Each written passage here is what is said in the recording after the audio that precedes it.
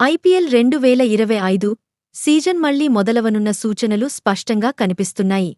ఇటీవల భారత్, పాకిస్తాన్ మధ్య ఉద్రిక్తతలు కారణంగా బీసీసీఐ ఈ సీజన్ను తాత్కాలికంగా నిలిపివేసింది. కానీ ఇప్పుడు పరిస్థితులు కొంత మెరుగుపడటంతో టోర్నీ తిరిగ ప్రారంభమయ్యే అవకాశం ఉంది. భారత సైన్యం నిర్వహించిన ఓ కీలక ఆపరేషన్ అనంతరం సరిహద్దులో టెన్షన్ పెరిగింది.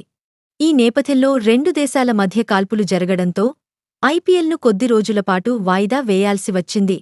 అయితే శనివారం జరిగిన చర్చల్లో భారత్, పాకిస్తాన్ కాల్పుల విరమణకు అంగీకరించాయి. మే 10 సాయంత్రం 5 గంటల నుంచి సీజ్ ఫైర్ అమలులోకి వచ్చింది. ఈ పరిణామాలతో మళ్లీ క్రికెట్ జోష్ రానుంది. మే 12న మరోసారి ఇరు దేశాల మధ్య చర్చలు జరగనున్నాయి.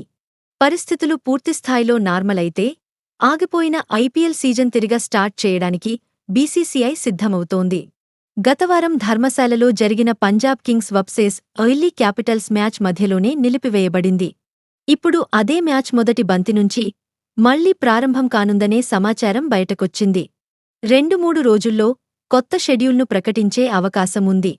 క్రికెట్ ప్రేమికులు ఎంతో ఆసక్తిగా ఎదురుచూస్తున్న ఐపీఎల్ సీజన్ మళ్లీ మొదలవుతుందన్న వార్త ఇప్పుడు టాప్ హెడ్లైన్స్లో ఉంది.